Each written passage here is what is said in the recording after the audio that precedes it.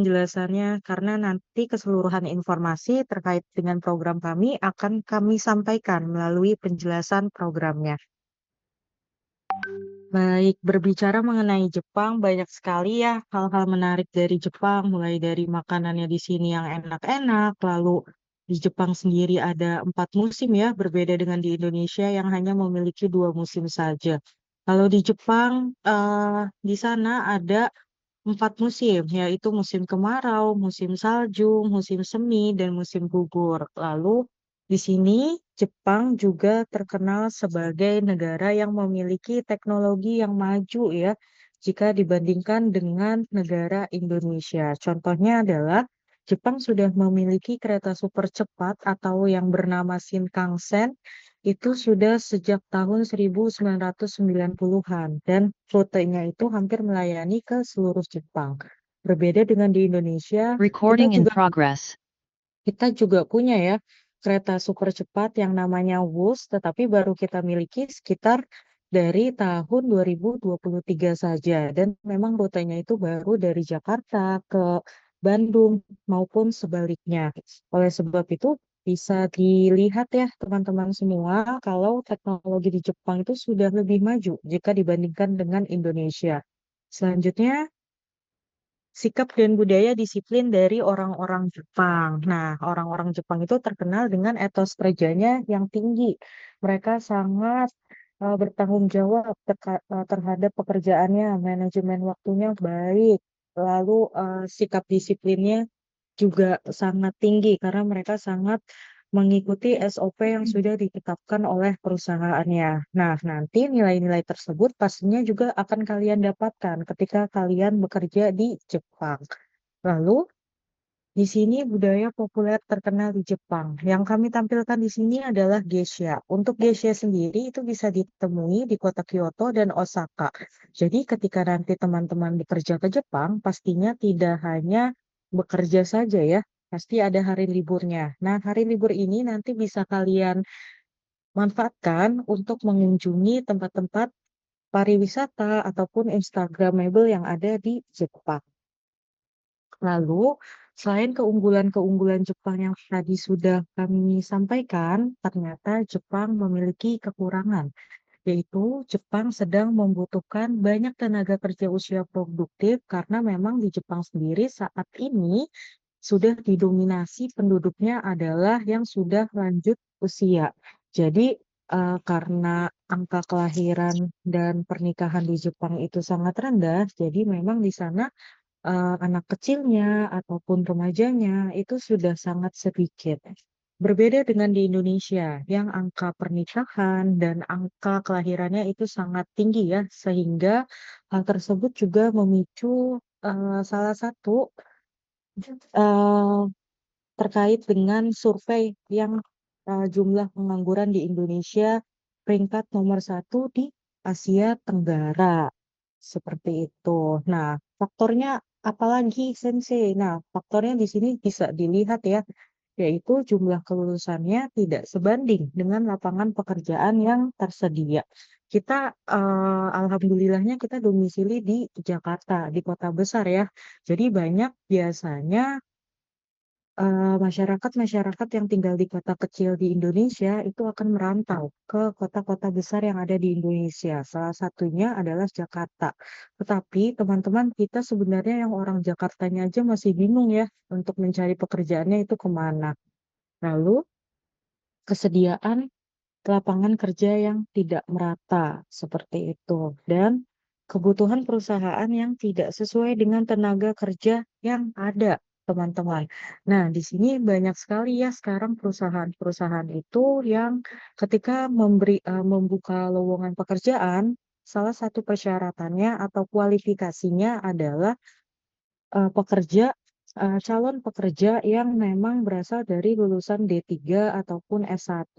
Di sini kalian lulusan SMK ya sebenarnya sudah siap bekerja karena sebelumnya ketika kalian belajar di SMK kalian sudah dibekali dengan pembelajaran keterampilan praktik dan lain sebagainya. Tetapi banyak perusahaan yang memang belum bisa menerima karena tidak sesuai dengan kualifikasi yang mereka ajukan.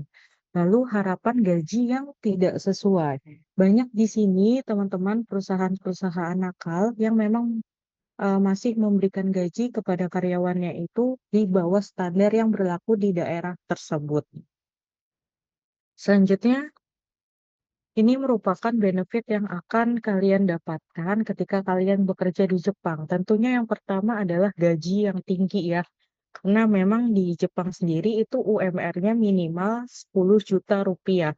Itu sudah 2 kali lipat ya jika dibandingkan dengan UMR di Jakarta. Lalu mendapat tambahan relasi. Jadi di Jepang sendiri karena memang saat ini sedang membuka peluang bagi tenaga kerja asing untuk masuk ke negaranya.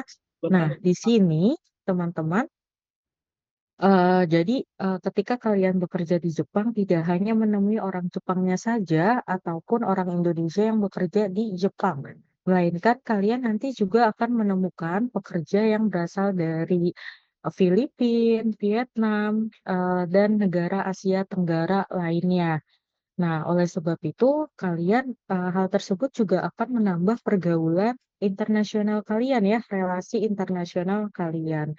Selanjutnya, lingkungan kerja yang rapi disiplin, karena memang setiap eh, peraturan di Jepang itu sudah ada SOP yang jelas, khususnya ketika mereka bekerja, teman-teman. Jadi nanti kalian akan belajar untuk memulai bekerja di lingkungan yang lebih rapi dan disiplin. Selanjutnya bertambahnya pengalaman kerja dan skill. Jadi teman-teman di sini ketika kalian nanti pulang dari Jepang, pastinya nanti kalian akan membawa uang. Tetapi memang sebanyak apapun uang kalian itu akan habis ya. Berbeda dengan pengalaman kerja internasional serta skill kerja yang sudah kalian dapatkan ketika kalian bekerja di Jepang. Hal tersebut tentunya akan mengupgrade CV kalian ya.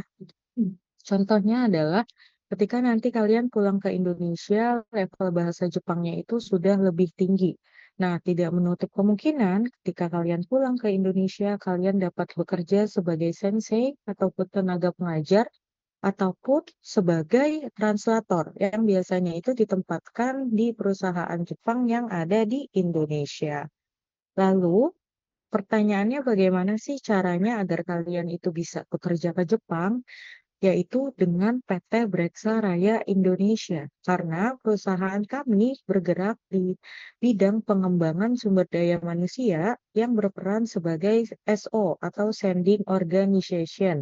SO sendiri, teman-teman, adalah perusahaan yang dapat mengirimkan tenaga kerja ke luar negeri tentunya dengan izin yang sudah legal, sudah jelas dari Kementerian Tenaga Kerja Indonesia.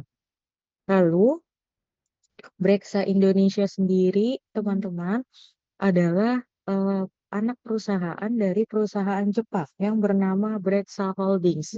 Breksa Holdings sendiri sudah memiliki 37 kantor cabang di seluruh Jepang dan 38 kantor cabang di berbagai negara, salah satunya di Indonesia. Saya juga izin menyampaikan ya, teman-teman di sini per 1 Oktober tahun 2025 kemarin, kami resmi berganti nama menjadi Breksa Raya Indonesia atau Breksa Indonesia. Sebelumnya nama kami adalah PT OS Selna Jaya Indonesia. Tetapi memang untuk manajemen di kantor Indonesia itu tidak ada perubahan sama sekali ya, hanya namanya saja yang berganti. Lalu, Breksa Indonesia ini sudah berdiri sejak tahun 1995, yang mana pada tahun ini sudah hampir 31 tahun melayani masyarakat-masyarakat Indonesia yang ingin berkarir di Jepang dengan menggunakan global platform kami, yaitu dengan visa pemagangan ataupun visa SSW. Lalu peserta kami ketika sudah pulang ke Indonesia itu juga bisa memanfaatkan bisnis kami yang lainnya, yaitu domestic platform. Karena ketika kalian sudah pulang dari Jepang, ingin berkarir di Indonesia, itu bisa kami bantu carikan juga perusahaan tempat kalian bekerja di Indonesia nantinya. Lalu, teman-teman, kami di sini mengusung moto One Stop Service, yaitu pelayanan karir teman-teman dari awal hingga kelanjutannya.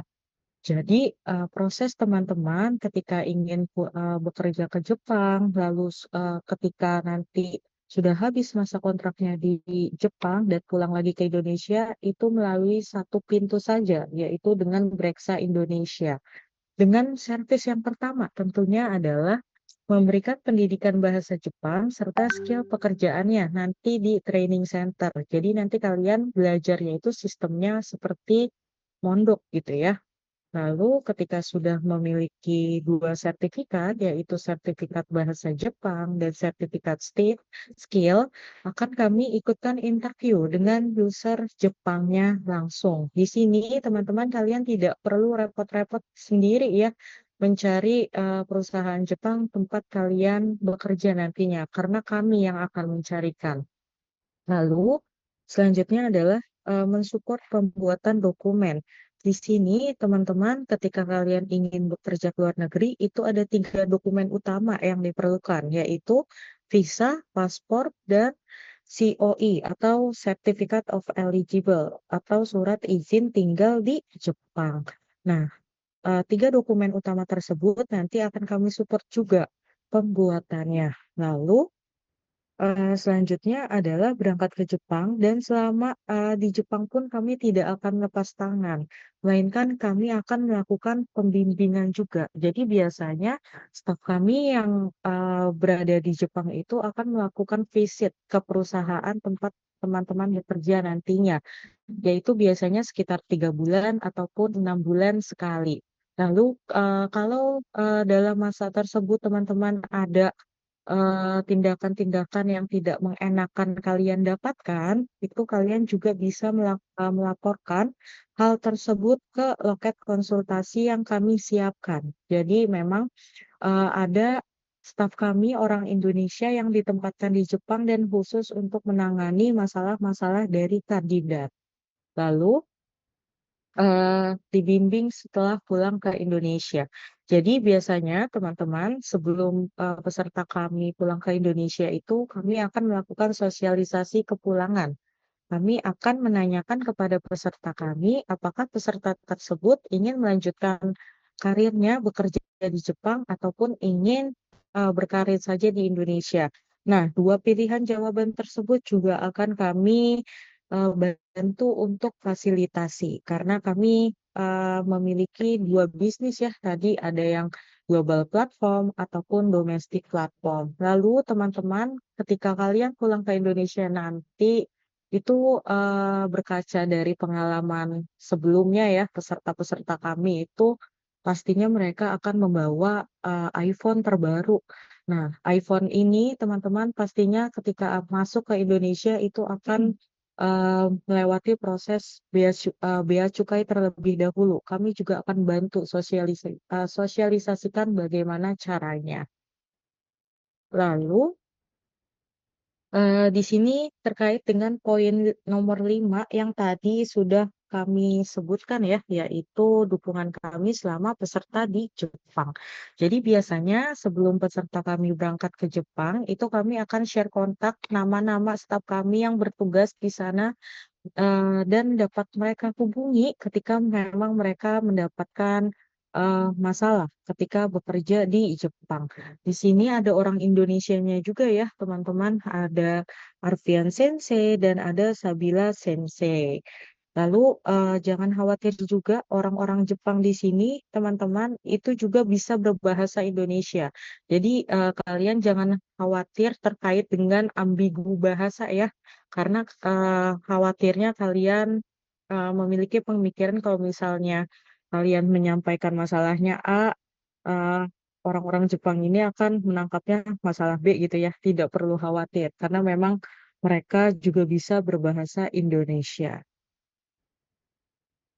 Lalu di sini yang penting juga terkait dengan surat perizinan atau legalitas dari perusahaan kami.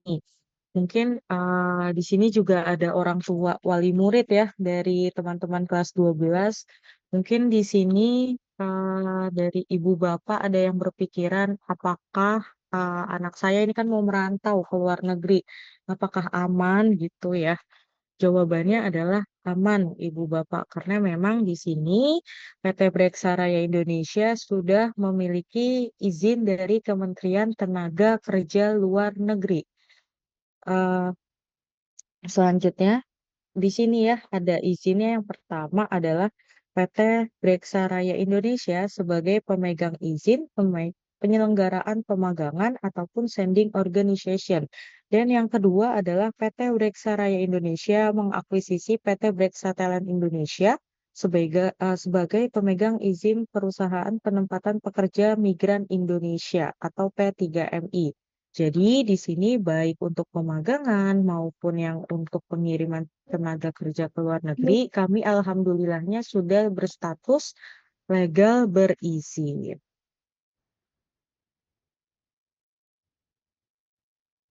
Oke, teman-teman, selanjutnya sebelum kalian berangkat ke Jepang ya, itu pastinya nanti kalian akan melakukan pembelajaran bahasa Jepang dan skill di training center kami. Untuk training centernya di sini memang tersebar di beberapa wilayah yang ada di Indonesia. Tetapi teman-teman untuk training centernya sendiri nanti kalian tidak bisa memilih karena nanti akan disesuaikan juga dengan bidang minat yang kalian pilih. Lalu yang kedua adalah kapasitas dari training center kami. Oke, teman-teman, training centernya di sini ada di Jakarta, Depok 1 dan 2, Bogor, Cikarang, Bandung, Garut, Semarang, lalu ada di Ponorogo, Malang 1 dan Malang 2, lalu Bali dan Makassar. Teman-teman, saya izin menyampaikan lagi ya, untuk training centernya memang tidak bisa dipilih karena memang setiap training center itu memiliki spesifikasi bidang minatnya masing-masing, seperti itu. Lalu tadi saya juga sudah spill dikit-dikit terkait dengan visa magang dan visa SSW atau Specified Skill Worker. Jadi nanti ketika kalian ingin kerja ke Jepang itu ada dua visa, visa magang dan visa SSW. Perbedaannya yang signifikan adalah yang pertama adalah untuk yang surat perizinan magang, yaitu Sending Organization. Masa berlakunya di sini 1 atau 3 tahun dan sertifikat bahasa yang dibutuhkannya adalah JLPTN 4 ataupun JFT Basic A2 ya. Di sini teman-teman sebenarnya untuk pemagangan tidak memerlukan sertifikat umumnya ya, karena nanti akan digantikan dengan surat izin atau surat keterangan berapa lama jam peserta tersebut sudah belajar di training center. Lalu ketika sudah sampai Jepang, anak tersebut tidak langsung bekerja, melainkan akan 1 bulan terlebih dahulu melakukan orientasi di perusahaannya. Lalu untuk yang visa SSW atau Specified Skill Worker, di sini surat perizinannya adalah P3FI atau PT Brexa Talent Indonesia. Masa berlakunya adalah 5 tahun yang diperbaharui setiap tahunnya antara peserta dengan perusahaannya. Tujuannya adalah untuk ketika di daerah tersebut itu ada kenaikan UMR, nanti peserta tersebut bisa merasakan kenaikan gaji juga. Lalu sertifikat yang dibutuhkan ada dua ya, yaitu sertifikat bahasa seperti JLPTN 4 ataupun JFT Basic A2 dan sertifikat SSW sesuai dengan bidang minat yang diambilnya. Atau sertifikat SSW ini bisa dibilang sertifikat skillnya. Lalu ketika sudah sampai Jepang, peserta tersebut nanti akan langsung bekerja karena memang skill pekerjaannya itu sudah tersertifikasi oleh SSW yang diambilnya. Dan di sini teman-teman, karena kalian bukan dari jurusan kesehatan, tetapi kalau ada dari kalian yang ingin berminat masuk ke dalam program caregiver itu tetap bisa ya, karena memang dari PT Brexa Raya Indonesia memberikan kesempatan dengan memberikan pendidikan kompetensi penyetaraan khusus caregiver terlebih dahulu melalui LSPKLC dan hanya PT Breksa Raya Indonesia saja yang dapat mengeluarkan sertifikatnya. Oke,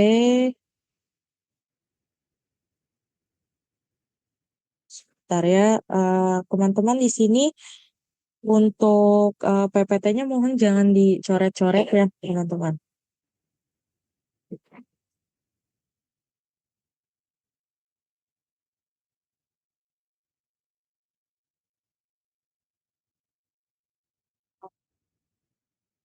Oke, selanjutnya PT Breksa Raya Indonesia itu sudah menjalin banyak kerjasama ya, baik dengan Dinas Pendidikan DKI Jakarta, lalu ada universitas juga, Akademi Keperawatan, pemerintah kota, lalu SMK-SMK di Jakarta juga kami sudah banyak menjalin kerjasamanya. Lalu di sini, teman-teman, ini merupakan hasil pencapaian penempatan pekerja di Jepang ya pada tahun 2015 sampai dengan tahun 2025 per bulan Agustus. Jadi mohon maaf di sini belum kami update sampai bulan Desember ya. Tapi dari jumlah ini teman-teman dari berbagai bidang yang ada di layar, totalnya sudah sekitar 10.589 orang. Dan untuk target pengiriman SDM ke Jepang pada tahun ini yaitu 4.900 orang. Sangat banyak ya teman-teman. Mudah-mudahan dari kalian juga masuk ke dalam peserta yang tahun ini berkarir ke Jepang. Selanjutnya di sini ada berbagai bidang yang dapat kalian ambil ya nantinya. Jadi untuk yang saya baginya nanti laki-laki dan perempuan ya. Untuk yang perempuan di sini bisa kalian mengambil yang pertama adalah restoran, building cleaning maintenance, lalu caregiver atau perawat lansia dan pengolahan makanan ataupun minuman. Yang laki-laki bisa mengambil yang pertama adalah bidang konstruksi, yang kedua driver, lalu yang ketiga pengolahan makanan dan minuman, dan yang keempat adalah caregiver ataupun perawat lansia. Sebelum masuk ke penjelasan per bidangnya, teman-teman, di sini saya akan menjelaskan persyaratan umumnya. Yang pertama adalah pastinya warga negara Indonesia dan memiliki ijazah minimal SMA ataupun SMK ketika peserta tersebut akan diikutkan interview dengan user Jepangnya. Jadi kalau misalnya kalian belum lulus ya, karena kelulusannya itu sekitar bulan Mei, jadi untuk seleksi awalnya mungkin akan kita adakan sebelum kelulusan ya teman-teman. Nah itu tidak apa-apa, kalian mengikuti seleksi awalnya sebelum ijazah kalian pegang. Lalu berusia 18 sampai dengan 25 tahun, tinggi badan minimal untuk laki-laki 160 cm dan untuk perempuan 150 cm.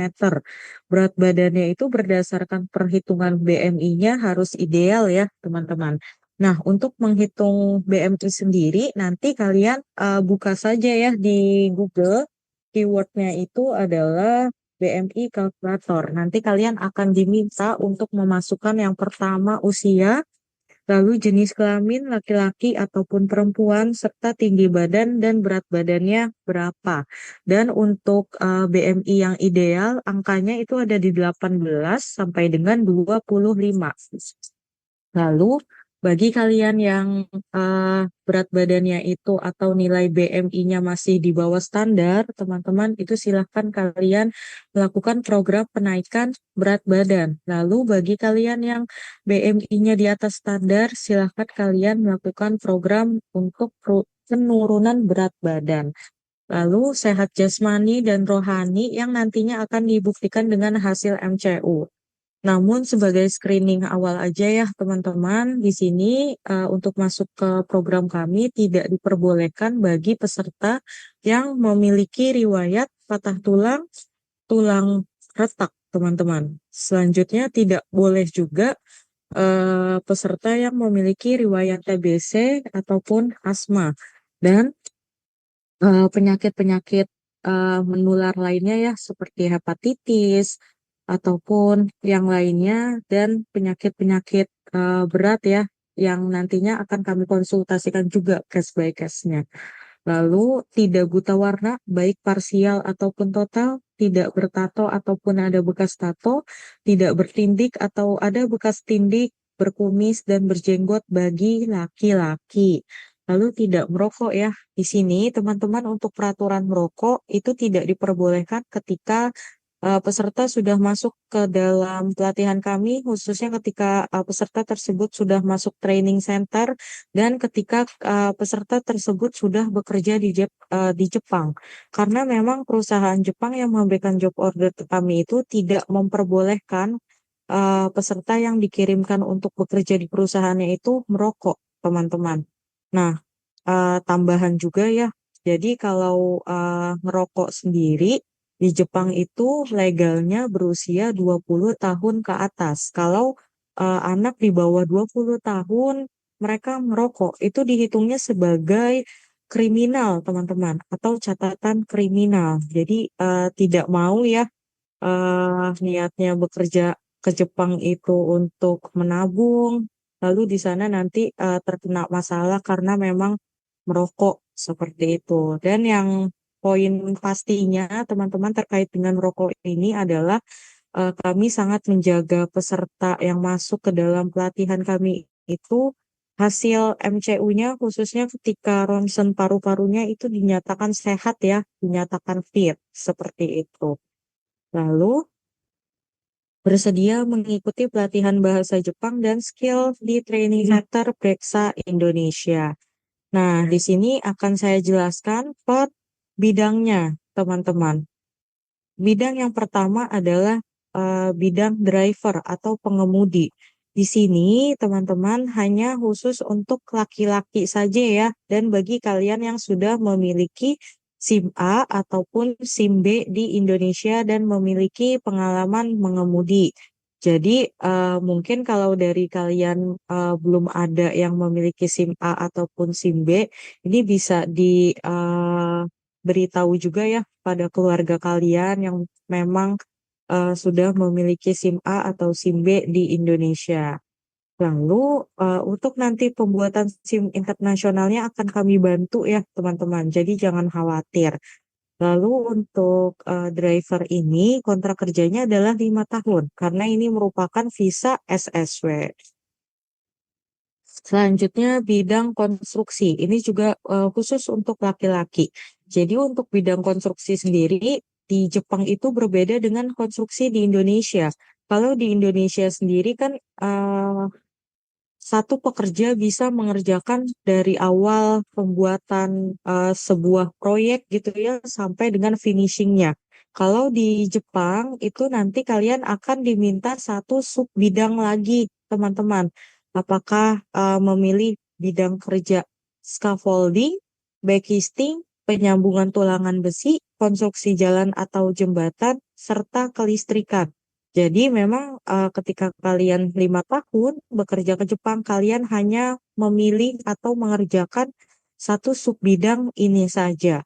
Syarat pesertanya di sini tadi ya, khusus untuk laki-laki dan harus memiliki fisik yang kuat. Karena memang untuk konstruksi sendiri nanti penempatannya itu akan di lapangan, seperti proyek pembangunan gedung ataupun infrastruktur umum. Dan kontrak kerjanya di sini adalah 5 tahun ya, karena merupakan visa SSW. Selanjutnya bidang pengolahan makanan dan minuman. Tugasnya di sini mulai dari pemilihan bahan baku hingga proses produksi makanan dan minuman, inspeksi kualitas hingga pengepakan. Contoh jenis makanannya ada frozen food, makanan siap saji, bakery, olahan laut, lalu olahan susu, dan lainnya. Di sini teman-teman syarat pesertanya adalah perempuan ataupun laki-laki ya. Jadi bisa nih bagi perempuan ataupun laki-laki yang ingin masuk ke dalam program pengolahan makanan dan minuman. Lalu di sini penempatannya ada di pabrik ataupun swalayan. Salah satu perusahaan Jepang ya yang memberikan job order ke kami di bidang pengolahan makanan dan minuman adalah Aeon ya. Jadi kalau di Jepang itu disebutnya Iong, teman-teman. Nah, perusahaan Iong tersebut sudah rutin memberikan lowongan pekerjaan bagi peserta kami yang masuk ke dalam pelatihan. Lalu kontrak kerjanya di sini adalah 5 tahun karena ini merupakan visa SSW. Selanjutnya, ini khusus untuk perempuan, yaitu bidang building cleaning management. Tugasnya mulai dari maintenance, housekeeping, dan pembersihan interior gedung saja atau bagian dalam gedung. Jadi untuk pembersihan eksterior gedungnya itu bukan tugas dari peserta yang mengambil bidang ini, teman-teman. Syarat pesertanya perempuan, penempatannya nanti akan di hotel, mall, rumah sakit, gedung perusahaan, ataupun supermarket. Dan kontrak kerjanya di sini 5 tahun ya, karena memang visanya adalah SSW. Lalu bidang restoran. Untuk bidang ini juga khusus untuk perempuan ya, teman-teman. Jadi untuk bidang restoran ini nanti peserta yang mengambil bidang restoran harus memiliki keterampilan multitasking ya, karena memang nanti sistem kerjanya akan di rolling. Biasanya itu pada tahun pertama kalian akan membantu backline-nya seperti helper kitchen. Helper kitchen. Lalu pada tahun kedua ataupun ketiga, ketika kalian bahasa Jepangnya sudah baik ya teman-teman, itu akan dipercaya sebagai waiters, customer service, ataupun steward. Dan syarat pesertanya perempuan, penempatannya nanti akan di restoran, hotel, ataupun family restoran. Kontrak kerjanya di sini 5 tahun juga karena ini merupakan visa SSW. Selanjutnya, di sini bidang caregiver ataupun perawat lansia. Tugasnya mulai dari membantu dalam proses pemenuhan kebutuhan dasar personal hygiene, proses eliminasi, rehabilitasi, serta kebutuhan sosial dan spiritual dari pasiennya, teman-teman. Jadi di sini karena SMK Negeri 49 bukan dari jurusan kesehatan ya, tetapi kalau ada dari kalian yang ingin atau berminat mengambil program caregiver itu tetap bisa. Karena seperti yang tadi saya sampaikan, teman-teman, kami mengeluarkan LSP KLC, yaitu program penyetaraan kompetensi caregiver. Jadi nanti pendidikannya sama ya di training center kami juga. Lalu teman-teman untuk bidang caregiver ini usia maksimalnya adalah 28 tahun. Jam kerjanya nanti 8 jam per shift. Untuk caregiver ada shift pagi, siang, ataupun malam. Hari kerjanya 5 hari per minggu dan kontrak kerjanya di sini 3 atau 5 tahun. Untuk yang 3 tahunnya di sini teman-teman bagi kalian yang mengambil visa pemagangan. Dan yang 5 tahun bagi kalian yang mengambil visa SSW. Lalu nanti penempatannya akan di panti lansia ataupun rumah sakit. Jadi bukan caregiver yang memang seperti di Taiwan ataupun di Hong Kong ya, yang mulai dari bangun tidur, beraktivitas seharian, lalu tidur lagi dengan lansianya. Bukan seperti itu. Jadi caregiver di Jepang tetap ada jam kerjanya dan hanya ditempatkan di panti lansia ataupun rumah sakit. Teman-teman di sini mungkin jurusan sekolah kalian itu tidak relate ya dengan jurusan-jurusan yang atau bidang minat yang kami tawarkan pada sosialisasi program pada hari ini. Tetapi jangan khawatir teman-teman. Di berbagai bidang minat yang kami tawarkan di sini tidak ada persyaratan jurusan sekolah kalian. Jadi bisa lintas jurus di itu ya. Jadi kalian bebas mengambil bidang yang mana saja selama syarat khusus bidang tersebut kalian penuhi, teman-teman.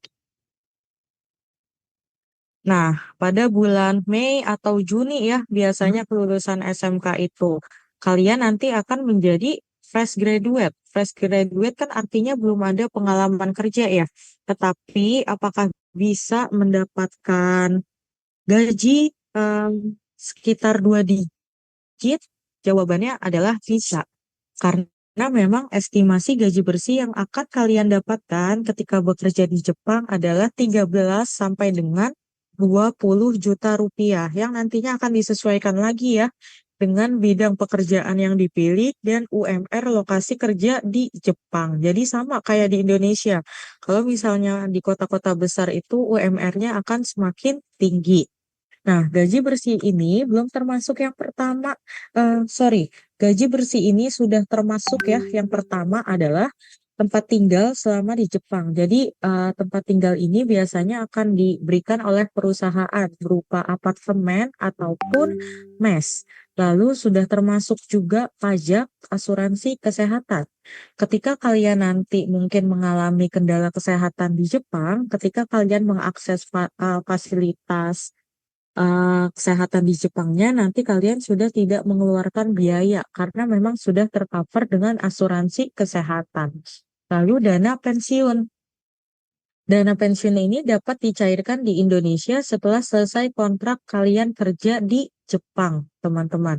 Nanti sistemnya dana pensiun ini sama ya seperti BPJS Ketenaga Kerjaan, tetapi memang nominalnya itu lumayan besar.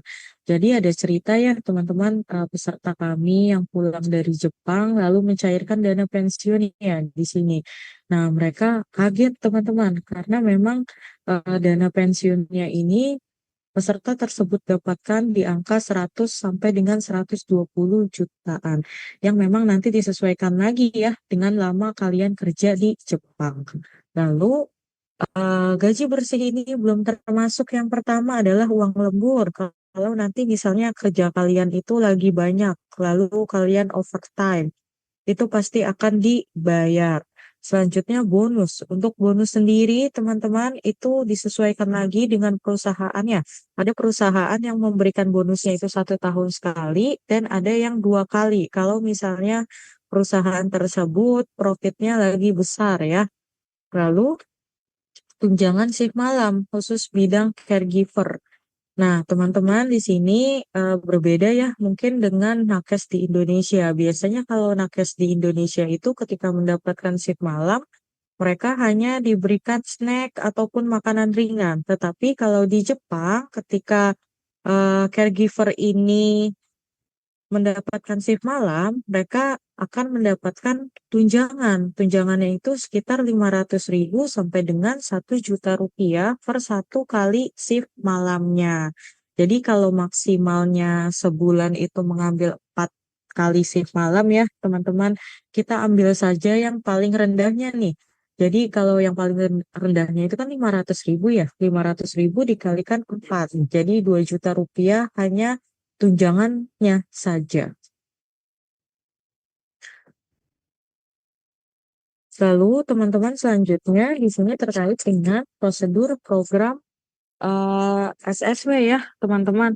Di sini mulai yang pertama adalah penjelasan program ataupun peluang kerja seperti yang kami sampaikan pada kalian pada siang hari ini. Lalu bagi kalian yang berminat nanti akan kami adakan seleksi awal. Seleksi awalnya di sini terdiri dari item interview, tes tulis seperti tes pemahaman dasar matematika, tes IQ, tes psikotes ya, lalu ada hafalan kosakata bahasa Jepangnya. Selanjutnya ada tes fisiknya. Tes fisiknya sendiri terdiri dari lari sejauh 1,20 kilometer, push up, sit up, dan angkat beban. Selanjutnya, teman-teman, bagi kalian yang sudah dinyatakan lulus seleksi awal, nanti akan kami arahkan untuk melakukan medical check up yang pertama di klinik ataupun rumah sakit rekanan kami. Kalau di Jakarta sendiri, rekanan kami dan harganya yang paling murah itu ada di Mayapada Sudirman. Harganya itu sekitar 275.000 sampai dengan 490.000 rupiah. Untuk yang 490 ini, teman-teman, itu bagi kalian yang mengambil bidang caregiver, karena memang ada item pemeriksaan tambahannya. Lalu selanjutnya kalau MCU-nya sudah dinyatakan fit, sudah dinyatakan sehat, itu akan kami agendakan penjelasan dan tanda tangan kontrak program. Untuk tahap ini, teman-teman nanti akan dilaksanakan secara online antara staf kami dengan peserta yang wajib didampingi oleh orang tua ataupun walinya. Jadi kami juga harus memastikan ya peserta yang masuk ke dalam program pelatihan kami itu sudah mendapatkan restu support secara full dari keluarganya. Selanjutnya, pelatihan bahasa Jepang di Pusat Pelatihan Breksa Indonesia, estimasinya 6 sampai dengan 12 bulan. Di sini, teman-teman, untuk informasi saja, level bahasa Jepang itu ada 5. Dari N5 yang paling bawah dan N1 yang paling tinggi, yaitu sudah setara dengan orang Jepangnya asli. Jadi, bagi kalian yang mengambil bidang umum di luar bidang caregiver, itu pendidikannya selama 6 bulan ya, karena level bahasa yang dibutuhkannya hanya cukup sampai N4 saja. Tetapi kalau kalian mengambil bidang caregiver, itu level bahasa yang dibutuhkannya N3, jadi di tengah-tengah. Oke, selanjutnya untuk caregiver jadinya pelatihannya 12 bulan ya teman-teman karena memang level bahasa yang dibutuhkannya lebih tinggi. Lalu ujian sertifikasi bahasa Jepang dan skillnya dan ketika sudah mendapatkan dua sertifikasi tersebut akan kami ikutkan job matching atau wawancara dengan user perusahaan Jepangnya langsung. Jangan khawatir juga teman-teman di sini kalian itu sistemnya bukan sistem gugur ya. Jadi ketika kalian gagal pada interview yang pertama, akan kami ikutkan interview yang kedua. Kalau gagal lagi interview yang ketiga, itu akan kami ikutkan interview selanjutnya, teman-teman, sampai nanti kalian mendapatkan perusahaan Jepang tempat kalian bekerja nantinya. Lalu kalau misalnya sudah diterima di perusahaan Jepang, akan kami arahkan untuk melakukan MCU yang kedua. MCU yang kedua ini memang item pemeriksaannya lebih lengkap jika dibandingkan dengan MCU yang pertama. Karena memang hasil tersebut nanti akan dijadikan salah satu dokumen persyaratan terkait dengan pengurusan dokumen paspor, visa, dan surat izin tinggal di Jepang. Kalau semua dokumen tersebut sudah terbit, peserta akan kami arahkan untuk melakukan MCU yang ketiga. Nah, MCU yang ketiga ini item pemeriksaannya hanya dua, yaitu sputum BTA dan ronsen saja, karena memang hanya untuk memastikan pesertanya itu tidak mengidap virus TBC ya. Jadi karena Jepang itu saat ini sudah merupakan negara yang menyatakan bebas dari virus TBC. Lalu berangkat ke Jepang. Nah, ini merupakan estimasi biaya yang dibutuhkan. Ujung-ujungnya duit. Oke.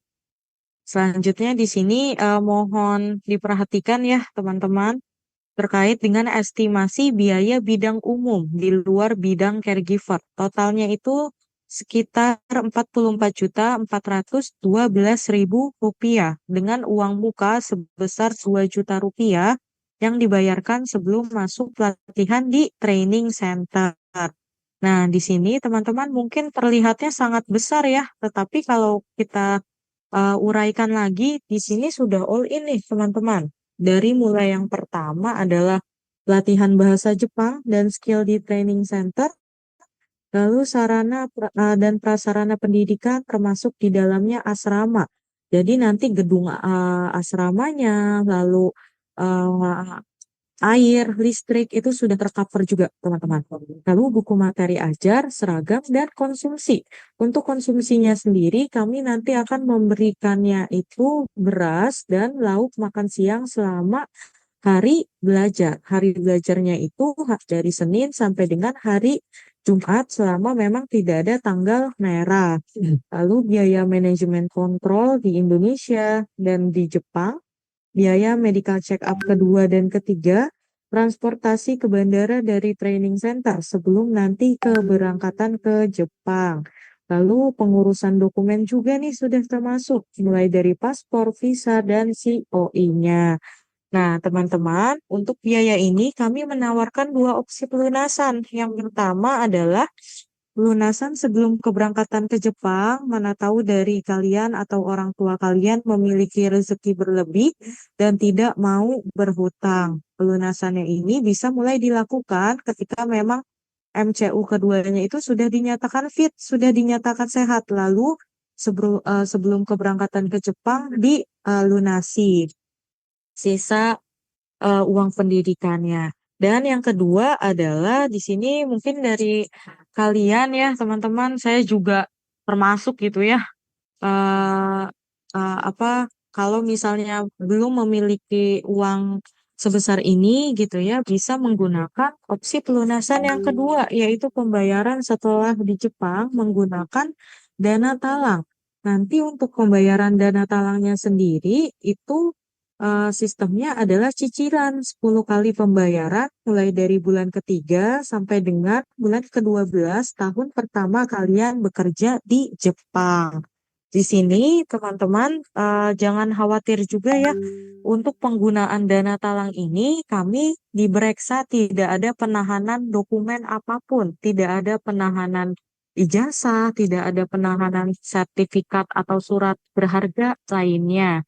Dan teman-teman, kami juga memberikan toleransi ya, tidak kami tagihkan pada bulan pertama dan bulan kedua. Karena kalian kan nanti baru pindah ke Jepang ya, otomatis nanti harus ada kebutuhan pribadi yang kalian penuhi terlebih dahulu. Jadi kami memberikan spare waktu sekitar 2 bulanan. Lalu teman-teman, untuk dana talangnya sendiri, nanti itu sistemnya kalian yang akan mentransfer secara manual ke kami.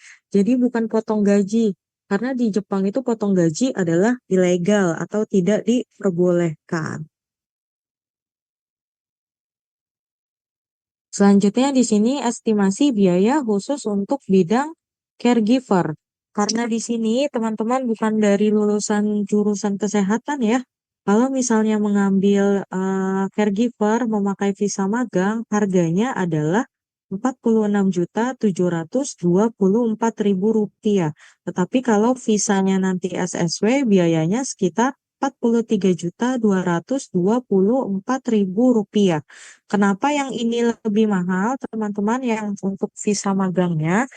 Karena memang nanti kami akan memberikan pelatihan kompetensi penyetaraan caregiver terlebih dahulu ya di training center. Jadi sertifikasinya itu harganya sekitar 3.500.000 rupiah.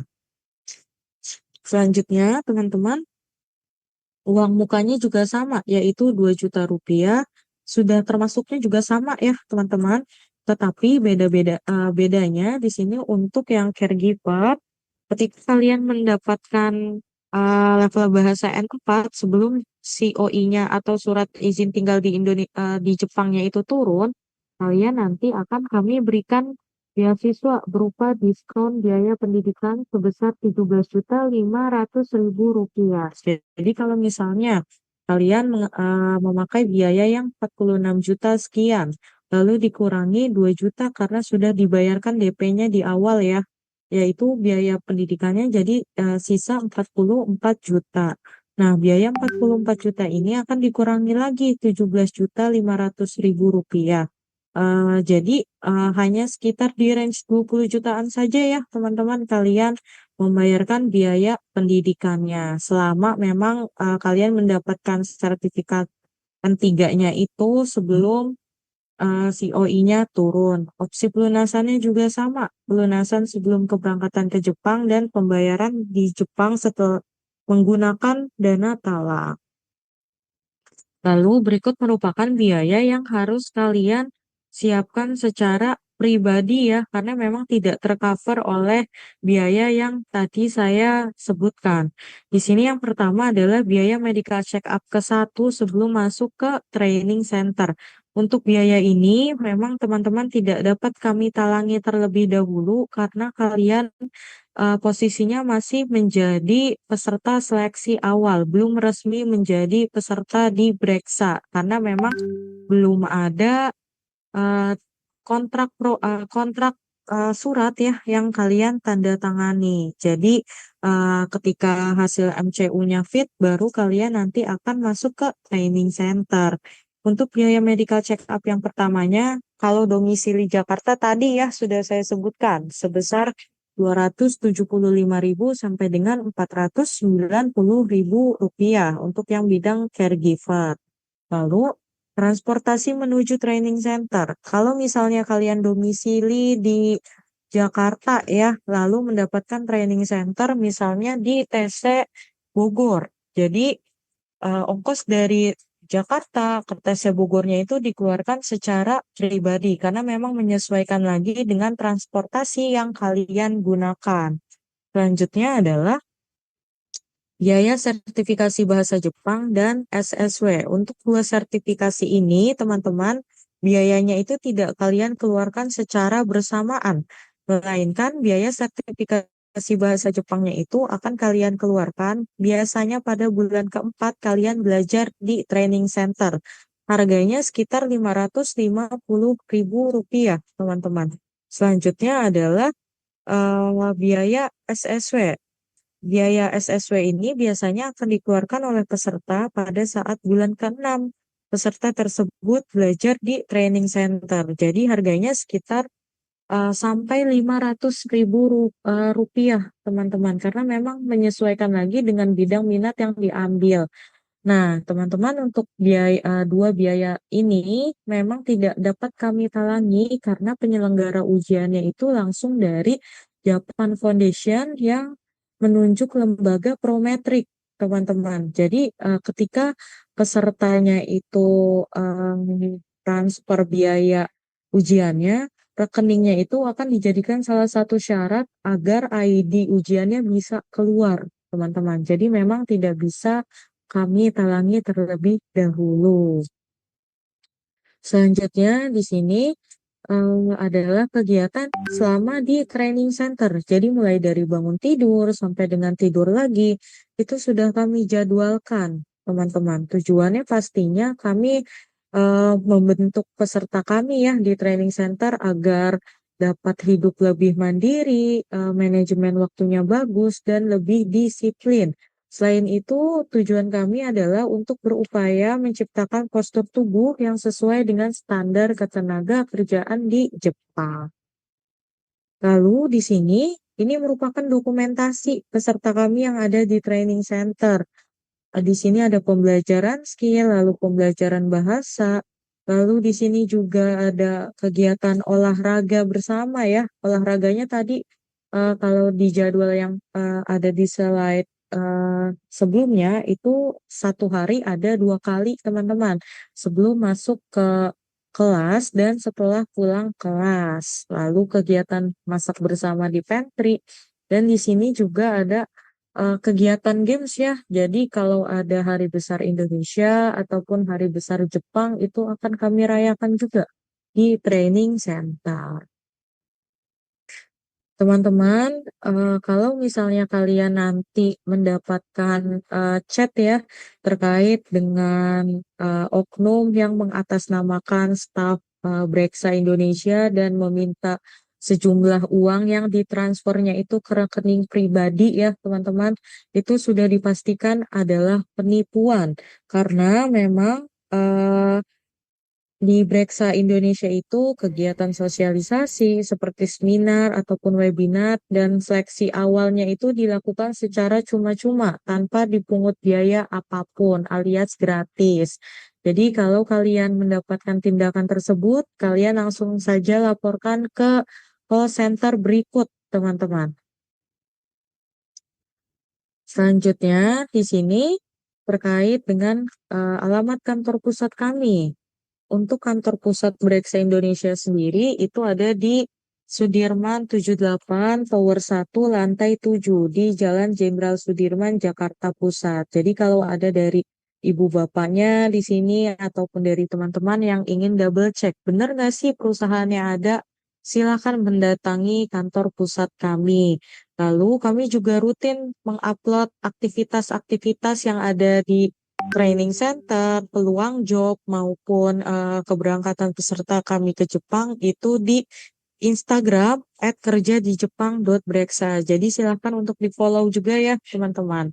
Nah, di sini juga ada dokumentasi peserta kami yang berangkat ke Jepang di Terminal 3 Bandara Internasional Soekarno-Hatta. Jadi memang untuk bekerja ke Jepang ini dapat kalian jadikan opsi juga sebagai jenjang karir masa depan kalian. Karena sebentar lagi pada bulan Mei atau Juni ya, kalian sudah resmi menjadi fresh graduate, teman-teman. Tidak menjadi pelajar lagi, seperti itu. Baik, cukup sekian ya presentasi terkait dengan penjelasan program persiapan dan pelatihan kerja ke Jepang dari PT Breksaraya Indonesia. Selanjutnya saya buka sesi tanya jawab ya teman-teman. Kalau ada dari kalian yang eh, ingin menanyakan terkait dengan program kami, itu dipersilahkan. Saya kembalikan ke Alma Sensei. Baik, terima kasih Devi Asinsi atas penyampaiannya ya. Teman-teman, saya rasa sudah panjang ya penjelasannya, sudah cukup jelas. Namun apabila dari teman-teman atau mungkin dari Bapak Ibu guru sekalian atau Bapak Ibu orang tua wali murid masih ada hal yang ingin ditanyakan, saya izin buka untuk sesi tanya jawab. Silahkan Bapak Ibu atau teman-teman semua jika ada pertanyaan. Boleh angkat tangan pakai fitur raise hand ya. Sini mungkin ada yang sama ya. Ini dari chat ya, ada yang mau bertanya nih. Ya, bertanyanya boleh secara langsung ya teman-teman ya. Jadi saya harap tidak melalui ini chat ya, tetapi bisa langsung di open mic dan kameranya lalu ditanyakan. Namun di sini saya sudah menerima satu pertanyaan ya melalui grup chat. Izin bertanya, jika interview gagal akan ada interview lagi, apakah itu nantinya ada biaya tambahan atau tidak? Baik, untuk pertanyaan ini izin saya jawab ya teman-teman. Di Brexa Indonesia, kami tidak ada sistem gugur ya. Jadi, apabila teman-teman sudah bergabung menjadi siswa pelatihan di Brexa Indonesia, namun belum berhasil lolos di interview user dengan perusahaan Jepangnya, begitu ya teman-teman, maka nantinya akan kami kenalkan lagi ke perusahaan berikutnya, sampai nanti teman-teman dapat. Nah, selama menunggu perusahaan atau sampai teman-teman menunggu dapat job, itu tidak ada biaya tambahan ya. Karena biasanya kalau sudah selesai belajar, teman-teman dipulangkan ke rumah masing-masing. Namun kalau ada panggilan interview, nanti dapat harapannya ini ya, bisa dipanggil kembali untuk mengikuti interview baik secara online ataupun offline. Kalaupun offline, biasanya diagendakannya di kantor pusat kami di Sudirman 78 Jakarta Pusat. Begitu teman-teman. Oke, selanjutnya jika ada pertanyaan boleh langsung ditanyakan kembali. Silakan teman-teman. Ya, Kak Tiarani Prawira. Ya, silakan Kak Tiarani. Kak Tirani, sorry. Halo Pak, aku mau nanya, kalau misalkan terkait yang diskon 17 juta itu, jadi kita harus ada sertifikasi N3 sebelum kita masuk training ya?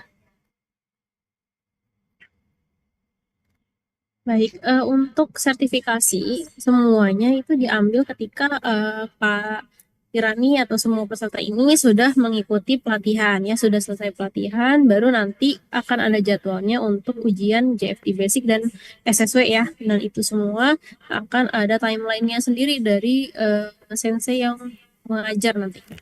Kalau dirasa Kak Tirani sudah siap untuk ujian ya, secara pembelajaran materinya sudah penuh, baru nanti boleh diperkenankan ikut ujian. Gitu Kak. Oh enggak, maksud aku, kan tadi katanya ada diskon 17 juta. Kalau udah dapat, apa namanya, sertifikat N3 kan, nah itu kita sebelum masuk training kan apa gimana kalau misalkan dapat sertifikat, dapat diskonnya gitu Pak, apa Itu gimana? baik, itu berlakunya memang ketika kakak sudah menjadi siswa kami. Jadi mendapatkan Ah, sertifikasinya itu ketika sudah selesai belajar yang tadi ya. Tapi Oh, ya. karena kami standarnya adalah N4 atau JFT Basic A2, kalau kakak bisa mendapatkan level bahasa Jepang yang lebih dari N4 atau di N3, itu nanti kakak bisa mendapatkan diskon tersebut ya.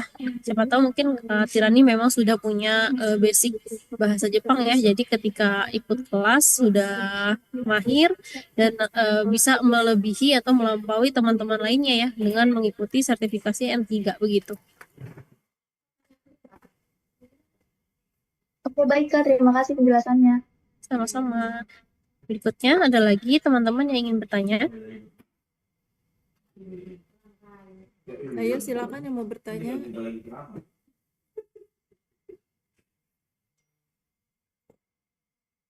Oke, baik. Ibu Jemima, izin bertanya. Saya dari BKK SMKN 49. Halo. Ya, Iya. Ibu. Iya. Nanti ini kan sebelumnya saya ucapkan terima kasih atas sosialisasinya.